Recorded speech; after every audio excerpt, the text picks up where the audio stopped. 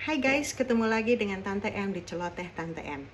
Setiap penghujung tahun, biasanya ini adalah momen di mana kita melihat ke belakang apa yang terjadi di tahun ini. Itu seperti kita membuat sebuah kaleidoskop kehidupan kita secara pribadi. Ada saat yang senang, ada saat kita sangat gembira, ada saat kita sukses, tapi ada saat juga di mana kita sedih, saat kita terharu, kita gagal, dan kadang-kadang juga kita sangat down. Dan akhir tahun ini justru saya mengalami satu tabrakan. Korbannya tentunya mobil saya. Walaupun badan saya sakit-sakit, tapi saya sangat bersyukur karena saya tidak kekurangan satu apapun dan saya selamat.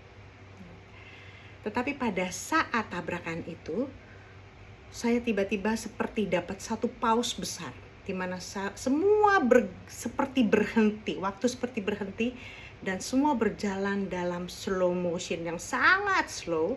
Dan seluruh pikiran tiba-tiba keluar di tempat pikiran saya. Yang pertama adalah, kenapa nih? Tabrakan, ini beneran tabrakan ya? Kok bisa saya tabrakan ya? Kok saya bisa meleng ya? Dan dalam waktu yang sekejap itu juga saya berpikir, aduh gimana nih? Apa yang saya harus lakukan? Saya harus ke bengkel dan sebagainya. Aduh gimana orang yang di depan yang ditabrak saya dan sebagainya dan sebagainya.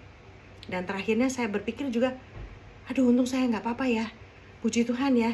Dan ketika saya jalan lagi, puji Tuhan mobilnya oke ya, masih bisa AC-nya jalan ya, dan sebagainya. Dan itu berlangsung dalam waktu yang sangat cepat, seperti slow motion, dan itu keluar semua. Teman-teman, itu juga seperti hidup kita. Di penghujung tahun ini, kita semua diberi saat untuk pause, untuk melihat segala sesuatunya dalam waktu singkat, tetapi semua bergerak dalam slow motion, melihat apa yang sudah Tuhan berikan di dalam tahun ini. Saat untuk diam dan merenung, mengkoleksi semua hal yang baik, yang luar biasa, yang bagus, yang indah, tetapi juga yang sepertinya buruk buat kita, sedih, terharu, gagal, dan mungkin kita down.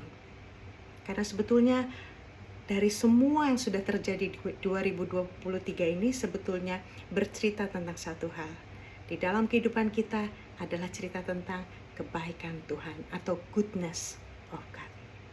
Di Mazmur 100 mengingatkan kita, dikatakan bahwa kalau kita mau masuk ke dalam pelataran Tuhan, kita masuk dengan syukur dan puji-pujian. Teman-teman, masuk ke dalam pelataran Tuhan tidak hanya cukup dengan bersyukur, tapi juga puji-pujian. Ya. Bersyukur adalah kita melihat apa yang sudah Tuhan berikan pada kita dan kita mau mengatakan terima kasih. Tetapi puji-pujian adalah sikap hati kita atau komitmen kita untuk menempatkan Tuhan sebagai Dialah yang mempunyai kita. Dia adalah Raja dan Tuhan kita.